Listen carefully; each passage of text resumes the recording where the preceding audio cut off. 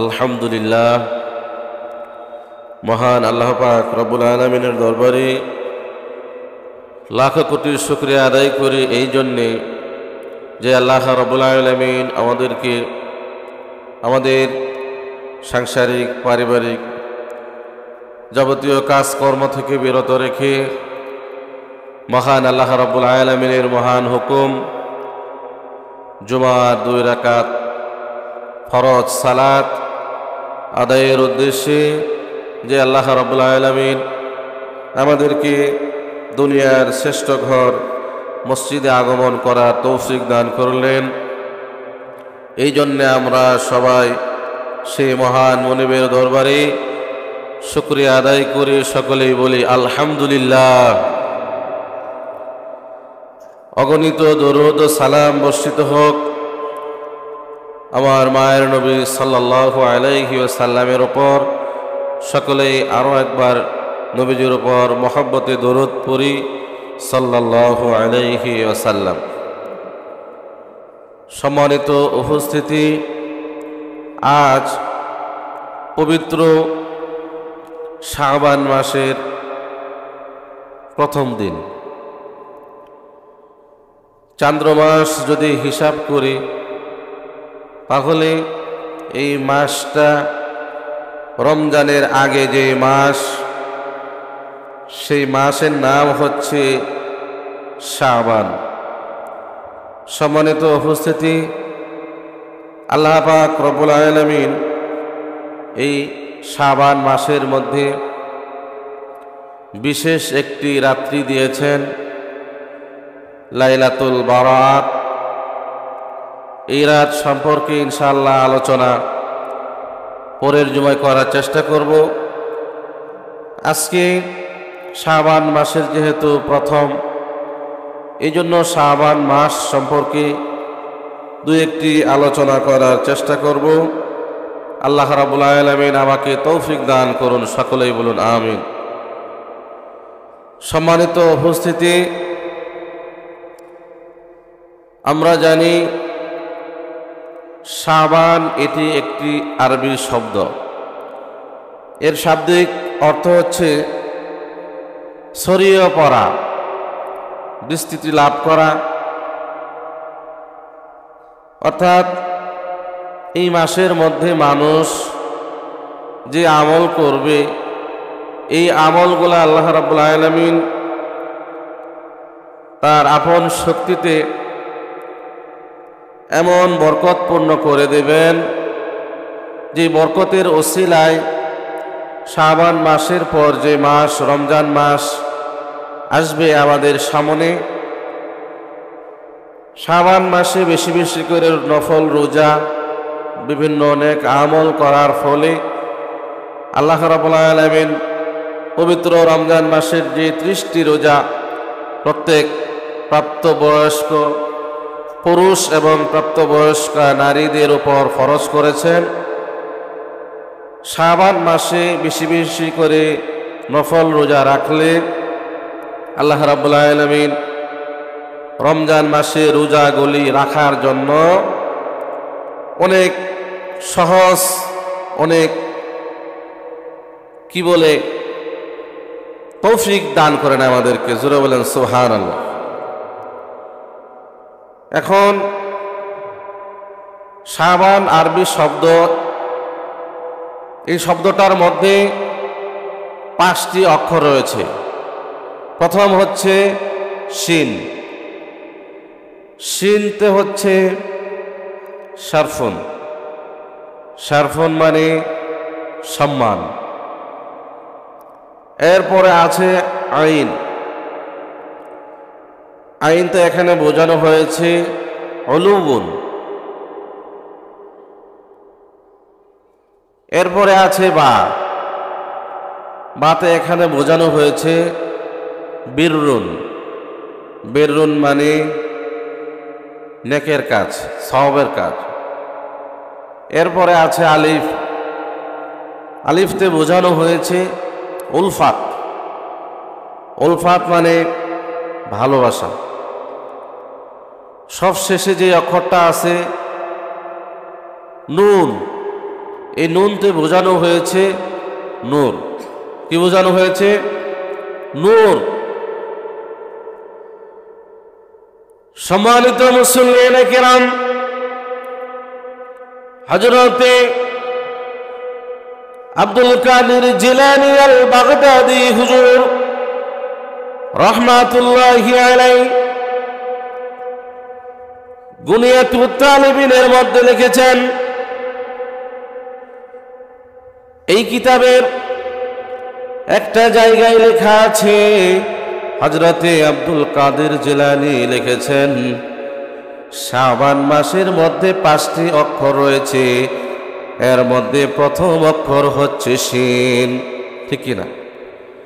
শিনতে এটাই বোঝানো হয়েছে শারফুন মানে সম্মান।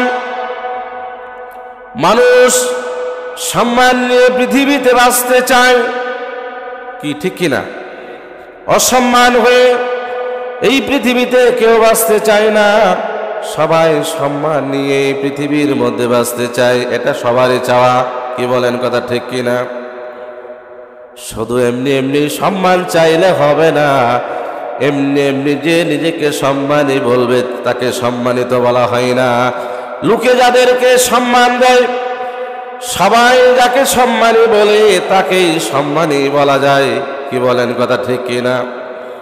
আব্দুল কাদের জিলানী রাহমাতুল্লাহি আলাইহি বলেছেন, আইনতে উলুন, উলুন মানে সমৃদ্ধি। সমৃদ্ধি মানুষ চায়, দেশ বিবিধতার সুনাম ছড়িয়ে পড়ে, বিশালতা ছড়িয়ে পড়ে, তাকে যেন সবাই চিনে, সমৃদ্ধি সবাই চায়। এমনি এমনি সমৃদ্ধি পাওয়া যাবে না, আল্লাহ রাব্বুল আলামিনের কাজ করে সমৃদ্ধি অর্জন করতে হয়। কি বলেন, কথা ঠিক কিনা?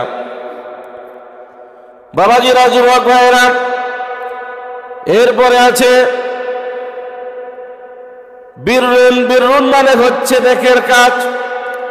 আপনি যদি বেশি বেশি করে নেকের কাজ করেন, আপনার আমলনামাটা ভারী হয়ে যাবে, পাপের পাল্লাটা হালকা হয়ে যাবে।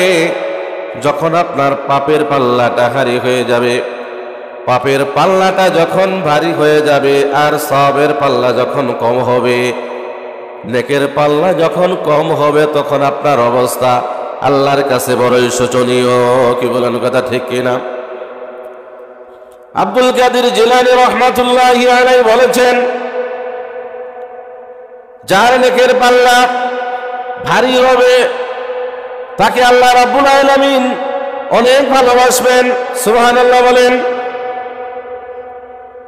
এরপরে রয়েছে আলিফ। আলিফ মানে এখানে বুঝিয়েছেন উলফাত। উলফাত মানে ভালোবাসা। ভালোবাসা এটা এমন নয় একটা অবিবাহিত ছেলে একটা অবিবাহিত মেয়েকে ভালোবাসবে, এটার নাম ভালোবাসা নয়। এই ভালোবাসা হচ্ছে লিররিজাইল্লাহ। সুবহানাল্লাহ বলেন। এই ভালোবাসা হচ্ছে, কাউকে যদি ভালোবাসতে চান, আল্লাহকে খুশি করার জন্য ভালোবাসতে হবে। তাহলে একজন যুবক ছেলে যদি একজন মেয়েকে ভালোবাসে, এই ভালোবাসার মধ্যে আল্লাহর খুশি নাই, আল্লাহর গজব আছে। কি বলেন, ঠিক কিনা? এখানে আল্লাহর খুশি নেই, আল্লাহর গজব আছে। সুতরাং এই ভালোবাসা আমাদের মধ্যে স্থাপন করা যাবে না। আমার বাবাজিরা, যুবক ভাইয়েরা, এরপরে আব্দুল কাদের জিলানী আল বাগদাদি হুজুর রাহমাতুল্লাহি আলাইহি গুনিয়াতুত তালিবিনের মধ্যে বুঝিয়েছেন, শেষের অক্ষর হচ্ছে নুন। নুন মানে বুঝিয়েছেন নূর। নুন মানে কি? নূর। নূর মানে হচ্ছে আলো।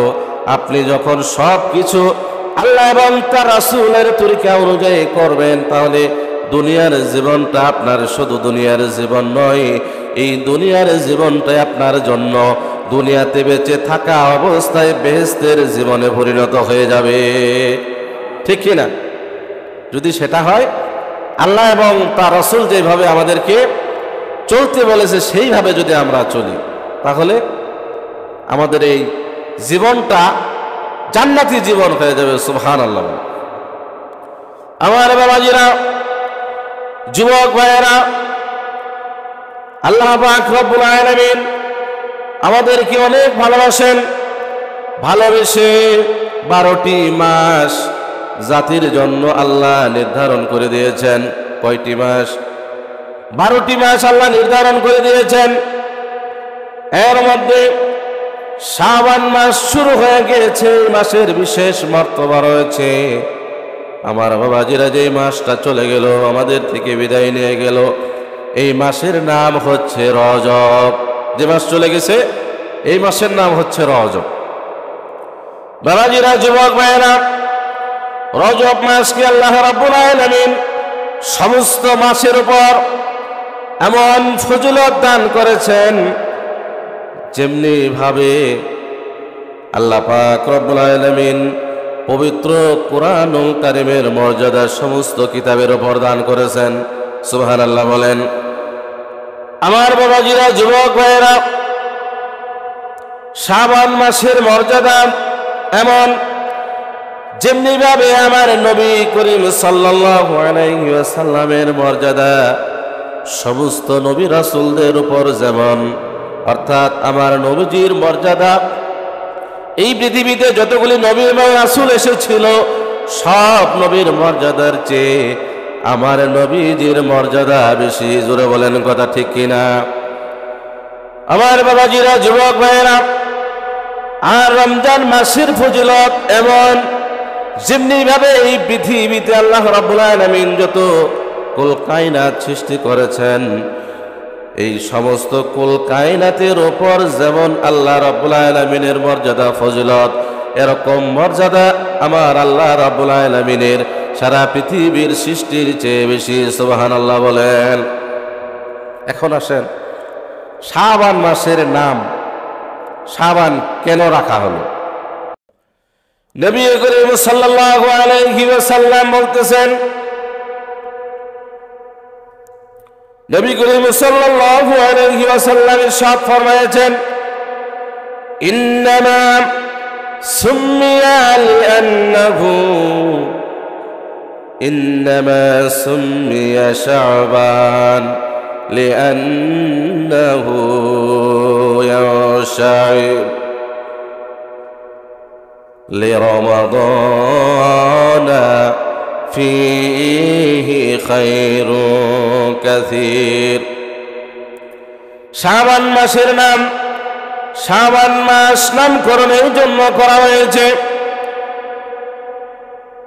বান্দারা এই মাসে বেশি বেশি করে আমল করে বান্দাদের জীবনের সব ভালো কাজ আল্লাহর কাছ থেকে হাসিল করে নেবে। এই মাসে যে যত সওয়াবের কাজ করার তৌফিক লাভ করবে, রমজান মাসে সে তত বেশি বেশি করে নেক আমল করার সুযোগ লাভ করবে। সুবহানাল্লাহ বলেন। আর রমজান মাসকে রমজান নাম এই জন্য করা হয়েছে, ওয়াইন্নাহু সুম্মিয়া লিরমাদানা লিয়াগফিরুয-যুনুব। রমজানকে রমজান নামে নামকরণ এই জন্য করা হয়েছে, রমজান মাসে বান্দা বান্দির গুনাহগুলি, রমজান মাস আল্লাহর হুকুমে তাদের গুনাহগুলি জ্বালিয়ে ছারখার করে দেয়। সুবহানাল্লাহ বলেন। একজন মানুষের জীবনের গুনাহ যদি জ্বালিয়ে ছারখার করে দেওয়া হয়, তাহলে তার জীবনে আর কোনো গুনাহ রইল না। ঠিক কিনা বলেন?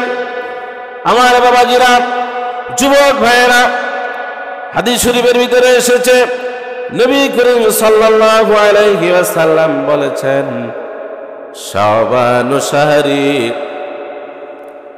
ওয়া রমাদুল্লাহ। শাবান হচ্ছে আমার মাস। নবীজি বলতেছেন, শাবানু শাহরি ওয়া রমাদানু শাহরুল্লাহ। শাবান, নবীজি বলতেছেন, শাবানটা আমার মাস আর রমজান মাস শাহরুল্লাহ, রমজান মাসটা হচ্ছে আমার আল্লাহর মাস। সুবহানাল্লাহ বলেন।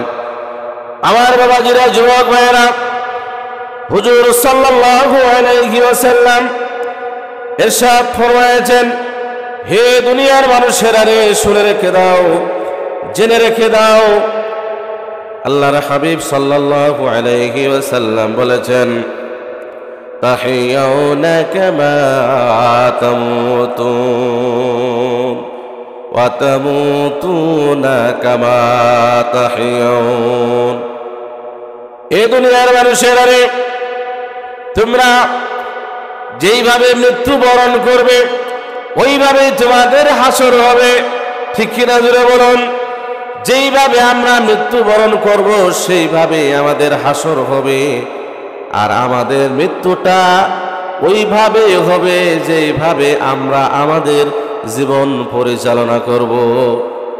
আমাদের জীবন যেইভাবে আমরা সাজাবো, যদি নামাজ রোজা নেক আমল করে করে যদি আমাদের জীবন সাজায়, আমাদের মৃত্যু হবে একেবারে নেকের হালতে। সুবহানাল্লাহ বলেন।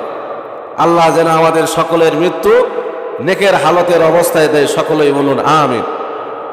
আর যদি আমাদের দুনিয়ার হালত হয়, দুনিয়ার জিন্দেগি হয় খারাপ, তাহলে আমাদের মৃত্যুর সময় খারাপ হবে। কি বলেন? কথা ঠিক কিনা? মৃত্যুর সময় আমাদের অবস্থা, ওই সময়টা খুব ভয়ানক হবে। এই জন্য আল্লাহ রাব্বুল আলামিন যেন আমাদের মৃত্যুর সময়টা সব ভালাই যেন আমাদের সকলকে দান করে, সকলে বলুন আমিন। আমার বাবাজিরা, যুবক ভাইয়েরা, আমার আল্লাহ রাব্বুল আলামিন আমাদেরকে পৃথিবীতে পাঠিয়েছেন রব্বুল আলামিনের ইবাদত করার জন্য, দাসত্ব করার জন্য, গোলামি করার জন্য। আল্লাহ রাব্বুল আলামিন বলেন, ওয়ামা খালাকতুল জিন্না ওয়াল ইনসা ইল্লা লিয়াবুদুন। আল্লাহ রাব্বুল আলামিন বলতেছেন, দুনিয়ার মানুষের অনেক শুনে রেখে দাও, জেনে রেখে দাও, আমি এই পৃথিবীতে তোমাদেরকে এমনি এমনি সৃষ্টি করি নাই। আমি তোমাদেরকে একটি কারণে সৃষ্টি করেছি, আর সেই কারণটা হচ্ছে তোমরা আমি আল্লাহ রাব্বুল আলামিনের ইবাদত করবে। সুবহানাল্লাহ বলেন। আল্লাহ রাব্বুল আলামিনের দাসত্ব করবে, গোলামি করবে। অর্থাৎ আল্লাহ যেইভাবে আমাদেরকে চলার জন্য বলেছেন সেইভাবে আমাদেরকে চলার জন্য চেষ্টা করতে হবে। নবীজি আমাদেরকে যে পথ বাতলে দিয়েছেন সেইভাবে আমাদেরকে চলার জন্য পূর্ণ অনুসরণ করতে হবে। কি বলেন? কথা ঠিক কিনা? আমার বাবাজিরা, মানুষ 3টা দিন মনে রাখে। কয়টা দিন? 3টা দিনের কথা মনে রাখে। এই 3টা দিন নিয়ে মানুষের জীবন। কয়টা দিন? 3টা দিনের কথা মনে রাখে। আর 3টা দিন নিয়ে মানুষের জীবন তৈরি হয়। মানুষের আমল নামা এই 3টা দিনের উপর নির্ভর করে। 1 নম্বর হচ্ছে আগামী গতকাল যে আমরা পেছনে ফেলে রেখে এসেছি, গতকাল। এই দিন আমাদের হায়াতে আর ফেরত আসবে না। আসবে আরো? গতকাল যে আমরা অতিবাহিত করে এসেছি, ভালোভাবে অতিবাহিত করি আর খারাপভাবে অতিবাহিত করি, এই দিনটা আমাদের যতদিন হায়াত আছে পেছনের দিনগুলো আমাদের জন্য আর আসবে না, কোনো অবস্থাতেই আসবে না। কেননা এই দিনটা আমরা ফেলে রেখে এসেছি, অতীত করে এসেছি, এটা কোনোদিন আসবে না। আরেকটি দিন হচ্ছে আজকের দিন। আজকের দিনে আমরা চলমান অবস্থায় রয়েছি।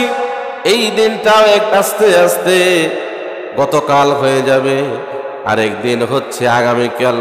আগামীকাল যেটা এখনো আমাদের সম্মুখে আসে নাই, আসন্ন আসবে, সেটা হচ্ছে আগামীকাল। এই 3 দিনের কথাই মানুষ মনে রাখে। মনে রাখে কিনা? গতকাল আমরা কি করেছি? খারাপ কাজ করেছি না ভালো কাজ করেছি? আমরা যদি সবাই, আমরা যখন ঘুমিয়ে যাব রাত্রিবেলায় যদি বালিশের সাথে মাথাটা লাগিয়ে একটু চিন্তা করার চেষ্টা করি, তাহলে অটোমেটিকলি আমাদের প্রত্যেকের মাথার মধ্যে উত্তর চলে আসবে। গতকালে আমরা কি করেছিলাম? কয়টা ভালো কাজ করেছি এবং কয়টা খারাপ কাজ করেছি? কয়বার আল্লাহর সাথে নাফরমানি করেছি? কয়বার আমি নিজের নফসের উপরে ইহসান করেছি? এই হিসাবগুলা যদি আমরা ঘুমের সময় চেষ্টা করি বালিশে মাথা লাগিয়ে লাগিয়ে, তাহলে আমাদের জবান অটোমেটিক বলে দিবে দিনের বেলায় কয়টা ভালো কাজ করেছো, রাতের অন্ধকারে এই কয়টা খারাপ কাজ করেছো। কি বলেন? কথা ঠিক কিনা? অটোমেটিক জবাব আমরা পেয়ে যাব। নিজের হিসাব নিজের করার জন্য যথেষ্ট হয়ে যাবে। আমার বাবাজিরা, যেহেতু সেই দিনটা গতকাল চলে গিয়েছে, ওই দিনটা যদি খারাপ যায় তাহলে আজকের দিন যেন কোনো অবস্থাতেই খারাপ না যায়, এই জন্য আমাদেরকে সব সময় সচেষ্ট থাকতে হবে। কি থাকতে হবে কি না? নাকি গতকাল যে আমরা অতিবাহিত করে এসেছি, গতকাল যে যত খারাপ কাজ করেছি, আজকের দিনে কি তার চেয়ে বেশি খারাপ কাজ করব, নাকি আজকের দিনে অত বেশি ভালো কাজ করার চেষ্টা করব? আজকের দিনে অত বেশি ভালো কাজ করার চেষ্টা করব।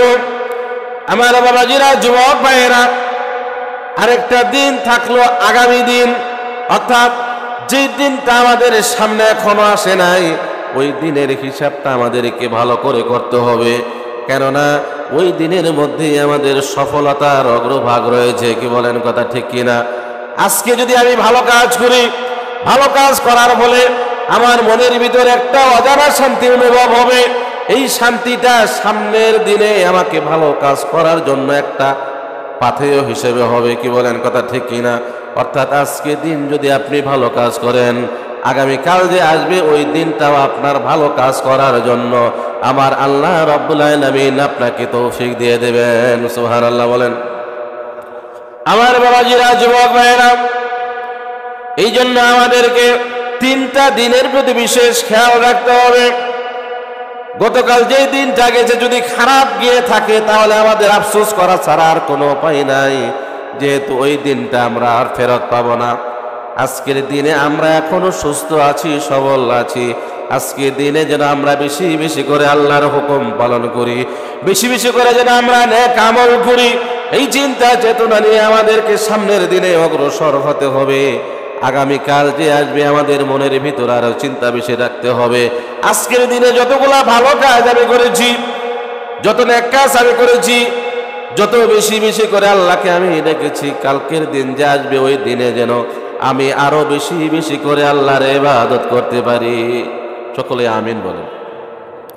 আমার বাবাজিরা, যুবক ভাইয়েরা, 5টি জিনিস আসার আগে 5টি জিনিসকে আমাদেরকে মূল্যায়ন করতে হবে।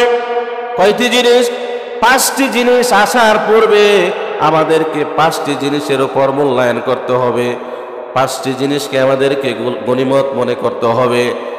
1 নম্বর হচ্ছে, নবী করিম সাল্লাল্লাহু আলাইহি ওয়াসাল্লাম হাদিস শরীফের ভিতরে ইরশাদ ফরমায়েছেন, ক্বালা রাসূলুল্লাহি সাল্লাল্লাহু আলাইহি ওয়াসাল্লাম, ইগতানিম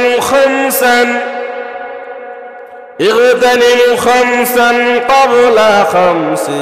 5টি জিনিস আসার পূর্বে আমাদেরকে 5টি জিনিসকে গনিমত মনে করতে হবে। 1 নম্বর হচ্ছে শাবাবাকা ক্বাবলা হারামাক।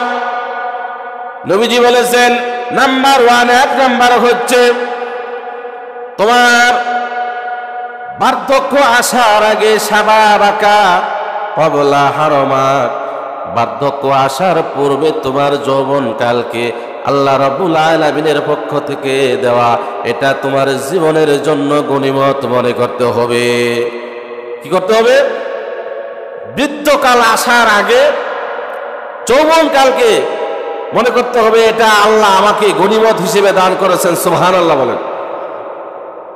শাবাবাকা ক্বাবলা হারামাক, বৃদ্ধকাল আসার আগে তোমার যৌবনটাকে খারাপ জায়গায় বিলিয়ে দেওয়া না, ভালো জায়গায় বিলানোর চেষ্টা করো, বৈধ জায়গায় বিলানোর চেষ্টা করো, নেক কাজ বেশি বেশি করার চেষ্টা করো। 2 নম্বর হচ্ছে ওয়াসিহাতিকা ক্বাবলা সুকমিক, অর্থাৎ রুগ্ন হওয়ার আগে সুস্থতাকে আল্লাহ রাব্বুল আলামিনের পক্ষ থেকে গনিমত মনে করতে হবে। কি করতে হবে? আপনি এখন সুস্থ আছেন, আবার আরেকজন অসুস্থ হয়ে পড়েছে, ওই অসুস্থ মানুষটি এখন হাসপাতালের বিছানায় মৃত্যুর দিকে ঢলে পড়তেছে। অসুস্থ হয়ে গেলে মানুষ স্বাভাবিক কষ্ট পায়। কি বলেন, কথা ঠিক কিনা? আপনাকে ওই অসুস্থ মানুষের বেডের মধ্যে নিজেকে উপস্থাপন করতে হবে মনে মনে। এই অসুস্থ লোকটা এখন যে কষ্ট করতেছে, কাতরাইতেছে, ব্যথায় কষ্ট পাইতেছে, আপনাকে মনে করতে হবে ওই জীবনের চেয়ে আমার জীবনটা আল্লাহর কাছে শুকরিয়ার। কি বলেন, কথা ঠিক কিনা? অসুস্থ হওয়ার আগে আপনি এখন যে সুস্থ আছেন, এই সুস্থ জীবনটা আল্লাহর পক্ষ থেকে মহান এক নিয়ামত। আপনি আল্লাহর কাছে বেশি বেশি করে সুস্থতার জন্য নিয়ামত আদায় করতে হবে। সুবহানাল্লাহ বলেন। 3 নম্বর হচ্ছে ওয়াগিনাকা ক্বাবলা ফাকরিক। আপনি এখন ধনী মানুষ আছেন, সম্পদশালী আছেন, এই সম্পদ ফুরিয়ে গেলে আপনাকে মানুষ ফকির বলবে। কি বলবে? ফকির বলবে। সম্পদ না থাকলে আপনি একজন ফকির। আপনি ওই ফকিরের মতো নিজের জীবনটা একটু অনুমান করেন। ফকির হলে একজন মানুষের স্বাভাবিক কি সিমটমগুলো তার মধ্যে পাওয়া যায়।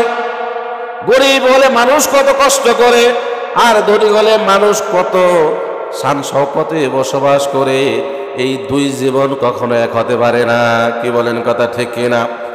আপনি ধনী থাকা অবস্থায় গরিব অবস্থাকে আপনি মনে মনে চিন্তা করবেন, আর নিজের মধ্যে এটা কল্পনা করবেন, গরিব হওয়ার আগে আমি যে এখনো ধনী আছি। এই ধনীটা আল্লাহ রাব্বুল আলামিনের পক্ষ থেকে আমার জন্য বিরাট একটা গনিমত। কি বলেন, কথা ঠিক কিনা? আমার বাবাজিরা, যুবক ভাইরা, এরপরে হচ্ছে হায়াতাকা ক্বাবলা মাউতিক। আপনি এখনো মৃত্যুবরণ করেন নাই। একজন মানুষ মৃত্যুবরণ করেছে, তাকে গোসল করানো হচ্ছে। এই জিনিসটা আপনার কলবের মধ্যে চিন্তা নিয়ে আসুন একবার। আমরা সবাই যে ব্যক্তি মৃত্যুবরণ করেছে তাকে সবাই দেখতেছি, কিন্তু তিনিও আমাদেরকে দেখতেছেন। আমরা আমাদের বাচন ভঙ্গি দ্বারা সবকিছু বলতেছি, কথা বলতেছি, পাশের বন্ধু বান্ধবের সাথে গল্প করতেছি, ওই মানুষটাকে দেখতেছি, তার সম্পর্কে আলোচনা করতেছি, তিনিও সব কিছুই শুনছেন, কিন্তু তার জবানটা বন্ধ হয়ে গিয়েছে। জবান বন্ধ হয়েছে না? মানুষ মৃত্যুবরণ করলে তার জবান কি আরো চালু থাকে? বন্ধ থাকে। আপনি একবার নিজেকে ওই মৃত ব্যক্তির খাতিয়ার মধ্যে আপনাকে উপস্থাপন করুন। উপস্থাপন করার পরে আপনার মনের মধ্যে এমন একটা চিন্তা ধারণা আসা দরকার, এই ব্যক্তি মরার আগে আল্লাহ যে আমাকে এখনো হায়াতে রেখেছেন, ওই ব্যক্তির চেয়ে আমার হায়াতের জীবনটা আল্লাহ রাব্বুল আলামিনের কাছ থেকে আমার জন্য বিরাট এক গনিমত। ঠিক না? তাহলে কয়টা হলো? 4টা হয়েছে। আরেকটা হচ্ছে নবী করিম সাল্লাল্লাহু আলাইহি ওয়াসাল্লাম বলেছেন, ওয়া ফারাগাকা ক্বাবলা শুগুলিক। আপনি মনে করেন অনেক ব্যস্ততার একজন মানুষ, সারাদিন আপনাকে এমন ব্যস্ত থাকতে হয়, এক গ্লাস পানি যে একটু আরামে পান করবেন সময় নিয়ে, এই সময়টা নাই। এমন অনেক মানুষ সমাজের মধ্যে আছে কি নাই? আছে, অনেক ব্যস্ত। এই ব্যস্ততা যদি আপনি অবসর সময়ের সাথে তুলনা করেন, অবসর সময়ে মানুষ শান্তি পায়, ঘুমে শান্তি পায়, অবসাদ জীবন থেকে মানুষ একটু আরাম পায়। যখন ফ্রি থাকে মানুষ প্রিয়জনকে নিয়ে ঘুরতে যায়, মা বাবাকে সময় নেয়, সন্তানকে নিয়ে খেলাধুলা করে, বন্ধু বান্ধবকে সময় দেয়, ভালো কাজ করে। আর যখন মানুষ ব্যস্ত থাকে তখন সব কাজ বাদ দিয়ে তার সাংসারিক কাজের জন্য ব্যস্ত থাকে। একবার নিজের মনের মধ্যে এমন একটা চিন্তা নিয়ে আসুন, আমি যতক্ষণ ব্যস্ত থাকি আর যতক্ষণ একেবারে ফ্রি থাকি, অবসর থাকি, এই ব্যস্ত সময় আর অবসর সময় দুইটা কখনো এক নয়। কি বলেন, কথা ঠিক কিনা? মনে মনে চিন্তা করুন, ব্যস্ত থাকলে আপনার শরীর দিয়ে টেনশনে ঘাম ঝরে যায়, আর যখন আপনি অবসর সময় পান আপনি ফ্যান ছেড়ে দিয়ে আরামে ঘুমিয়ে যান। তাহলে মনে করতে হবে ব্যস্ততার চেয়ে আপনার অবসর সময়টা আমার আল্লাহ রাব্বুল আলামিনের পক্ষ থেকে বিরাট এক গনিমত। বুঝতেছেন? ব্যস্ততার চেয়ে আপনি যখন অবসর সময়, এই অবসর সময় আপনার কোনো টেনশন নাই, কোনো কাজ নাই, আপনি মাকে সময় দিতেছেন, বাবার সাথে গল্প করতেছেন, মায়ের খেদমত করতেছেন, বিবিকে কাজে সহযোগিতা করতেছেন, ছেলে মেয়েদেরকে নিয়ে খেলাধুলা করতেছেন, হাসি ঠাট্টা করতেছেন। এই সময় আর ব্যস্ততার সময় কখনো এক নয়। মানুষ যখন ফ্রি থাকে তখন তার চিন্তা চেতনাও ভালো থাকে। যখন ছেলে মেয়ে নিয়ে খেলা করে তখন মনটা তার আস্তে আস্তে ফ্রেশ হয়ে যায়। কি বলেন, হয় কি না? আর যখন টেনশন থাকে, গাড়িতে চড়ে চট্টগ্রাম যাবে, অনেক জ্যাম, অমুক কয়টার সময় তাকে যেতে হবে, সে খালি ঘাম মুছে কখন আমি তাড়াতাড়ি যাব, তাই কি হয় কিনা? আর যখন আপনি সব কাজ থেকে বাড়ি নিয়ে আপনি যখন তাকে আদর করবেন, তার সাথে গল্প করবেন, আপনার মন অটোমেটিক ভালো হয়ে যাবে। কি বলেন কথা, ঠিক কিনা? আমার বাবাজিরা, যুবক ভাইয়েরা,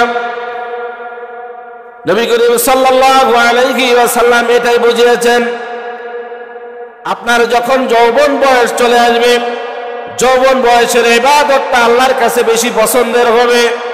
এই জন্য যৌবন বয়সের ইবাদত আল্লাহ রাব্বুল আলামিন বেশি বেশি ভালোবাসেন। তার মানে এই নয় যে বৃদ্ধকালের ইবাদত আল্লাহ কবুল করবেন না বা আল্লাহ গ্রহণ করবেন না, এমন নয়। কিন্তু যৌবন বয়সে ইবাদত আল্লাহর কাছে সবচেয়ে বেশি পছন্দের, কেননা যৌবন বয়সটাই মানুষের জীবনে সবচেয়ে বেশি মূল্যায়ন হয়, ঠিক কিনা? একজন মানুষ যদি বুড়া হয়, তাকে দিয়ে সব কাজ করানো সম্ভব হয় না। আর একজন তাগড়া জওয়ান নৌজওয়ান একটা ছেলেকে যদি বলেন এই বোঝাটা একটু নেও, সে দেখবেন মুহূর্তে সেটা মাথায় উঠিয়ে নেবে। আর একজন মুরব্বী বাবাজিকে যদি বলেন 50 কেজির একটা বস্তা নেও, ওই বাবাজি পারবে না, এটাই স্বাভাবিক। এই জন্য যৌবন বয়সটাকে সবাই ভালোবাসে। যৌবন বয়স আমার নবীও ভালোবাসে, যৌবন বয়স আবার আল্লাহও ভালোবাসে। কথা বলেন ঠিক কিনা? এই জন্য আল্লাহর কাছে সবচেয়ে পছন্দের হচ্ছে যৌবন কাল।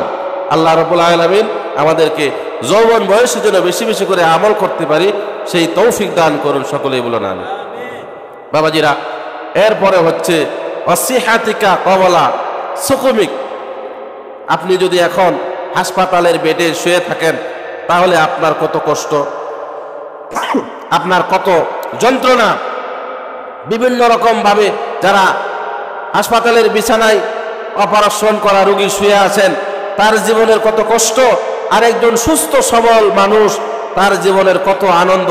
দুইটা যদি ভাগ করেন, দুইটা যদি একটু কম্পেয়ার করেন, তুলনা করেন, তাহলে অটোমেটিক আপনার মনের ভিতরে একটা বুঝ শক্তি আসবে যে যখন আমি সুস্থ থাকব, এই জীবনটা আমার জন্য কল্যাণকর। এবং ইবাদত করার জন্য মানুষের মন যত সুস্থ থাকে, মন যত ভালো থাকে, মনটা যত টেনশন মুক্ত হয়, ইবাদতে তত বেশি মশগুল থাকা যায়। কথা বলেন ঠিক কিনা? এজন্যে আমাদেরকে চিন্তা করতে হবে, অসুস্থতা আসার আগেই যেন আমরা সুস্থতার জীবনকে গনিমত মনে করে বেশি বেশি করে নেক আমল করে আমাদের হায়াতটা অতিবাহিত করতে পারি, ঠিক কিনা? 3 নম্বর হচ্ছে সম্পদ কমে ফকির হওয়ার আগেই আপনি যখন ধনী থাকবেন, আরেকজন গরিব মানুষের সাথে আপনি চেষ্টা করবেন যে তার জীবনের কি হাল আর আপনার জীবনের কি হাল। আসবে যে এই সম্পদ আমাকে আল্লাহ দান করেছেন। কে দান করেছেন? আল্লাহ দান করেছেন। এই সম্পদের আমাকে বৈধ প্রয়োগ ঘটাতে হবে, বৈধ জায়গায় খরচ করতে হবে, অবৈধভাবে খরচ করা যাবে না। এই চিন্তা চেতনা আমাদের সকলের থাকতে হবে।